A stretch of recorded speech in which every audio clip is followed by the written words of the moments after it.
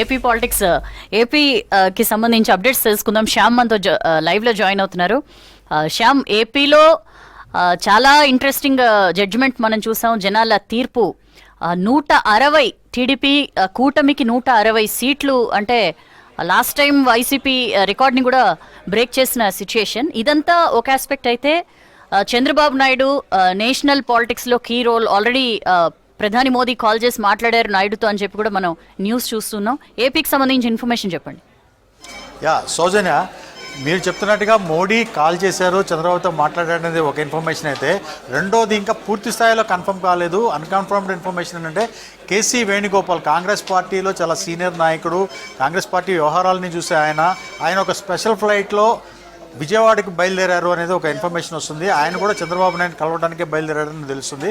So దీన్ని బట్టి దేశ రాజకీయాల్లో Chandrababu Naidu Telugu Desam party key role play చేయబోతుంది. రేపొద్దున రాబోయే కేంద్రంలో ఏ ప్రభుత్వం ఏర్పాటు చేసినా వీళ్ళ మద్దతు అవసరం కాబట్టి ఇరు పార్టీలకు సంబంధించిన కీలక నేతలంతా కూడా ఇప్పుడు టీడీపీ వైపు చూస్తున్నట్టుగా మనకు తెలుస్తుంది. మీరు ఇందాక అన్నట్టుగా చాలా ఇంట్రెస్టింగ్ డెవలప్మెంట్ తెలుగుదేశం పార్టీ కూటమి ఆంధ్రప్రదేశ్లో కనపడుతుంది. 144 స్థానాల్లో తెలుగుదేశం పార్టీ పోటీ చేస్తే 133 స్థానాల్లో అంటే ఒక 10 స్థానాలు, ఒక 10 సీట్లు మినాయించి మిగతా అన్ని చోట్ల కూడా టీడీపీ క్లీన్ స్వీప్ దిశగా వెళ్తుంది.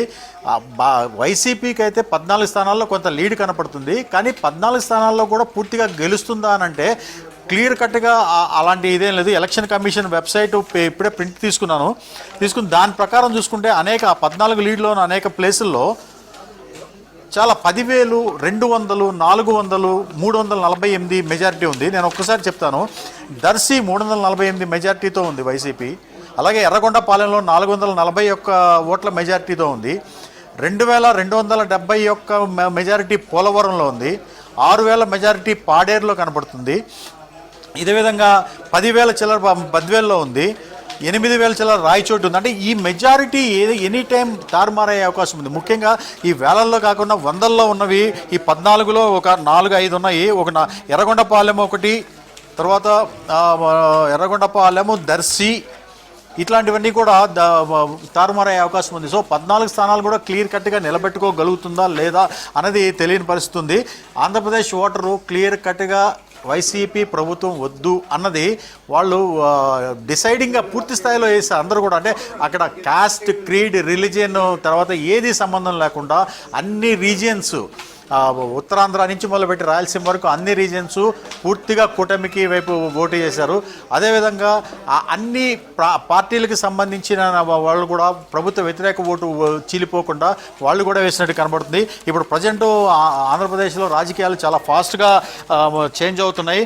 చంద్రబాబు నాయుడు ప్రమాణ స్వీకారానికి ఇప్పటికే ఏర్పాట్లు చేస్తున్నారు అనేది ఒక వార్త వినిపిస్తుందంటే పవన్ కళ్యాణ్ అక్కడ వేడుకలకు సిద్ధం అవుతున్నారు వాళ్ళంతా కూడా అనేది రెండో తెలుస్తుంది.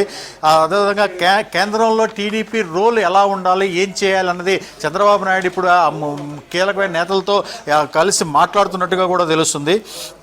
ముఖ్యంగా ఇదంతా కూడా జరుగుతుంది సైలెంట్ ఓటింగ్ మూలంగా జరిగింది. సైలెంట్గా ఓటింగ్ ఒక 6 to 9% ఓటింగు ఆంధ్రప్రదేశ్లో సైలెంట్ ఓటింగ్ జరిగింది. వాళ్ళంతా కూడా క్లియర్ కట్గా వైసీపీ వద్దు అనేది డిసైడ్ అయ్యి వాళ్ళు ఓటు వేయటం వల్లనే ఈ ఫలితాలు మనకు కనపడుతున్నాయి అనేది విశ్లేషణ మనకు తెలుస్తూ ఉంది. సౌజన్య.